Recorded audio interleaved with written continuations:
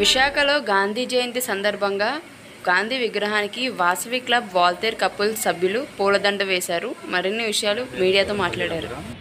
Vasavi club Waltair couples సెక్రటరీని మాట్లాడుతున్నాను. ఇవాళ అక్టోబర్ 2 గాంధీ గారి జయంతి సందర్భంగా మా క్లబ్ సభ్యులు అందరం వచ్చి ఇక్కడ గాంధీ గారికి విగ్రహానికి గార్లెండ్ చేసి పాదాల మీద పువ్వులు సమర్పించడం జరిగింది. ఈ గాంధీ గారి జయంతి అంటే మనకు ఎంతో ముఖ్యమైన దినం. ఎందుకంటే ఆయన ఎంతో కష్టపడి శాంతియుత మంత్రంతో స్వతంత్రాన్ని సాధించారు. ఈ రోజుల్లో అన్ని చోట్ల మనం చూస్తున్నాం హింస హింస హింస ఉంది. కానీ ఆయన ఆ రోజుల్లోనే అహింస అనే ఆయుధంతో మనకి బ్రిటిష్ వారితో పోరాడి స్వాతంత్రాన్ని తీసుకొచ్చారు. సో ఆయన మనం ఇప్పటికీ గుర్తుంచుకోవాలి. Thank you. నా పేరు వినోద్ కుమార్ కుల్పాటి అండి. నేను వాసవి క్లబ్ వాల్తేర్ కపుల్స్కి ప్రెసిడెంట్గా ఈ సంవత్సరం బాధ్యతలు నిర్వహిస్తున్నాను.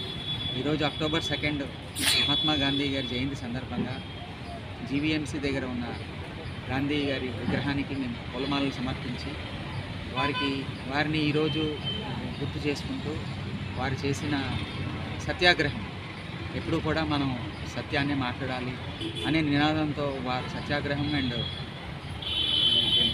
అహింస అనే కార్యక్రమాన్ని వారు ఈ రెండు మెయిన్గా ఎజెండా తీసుకున్నారు.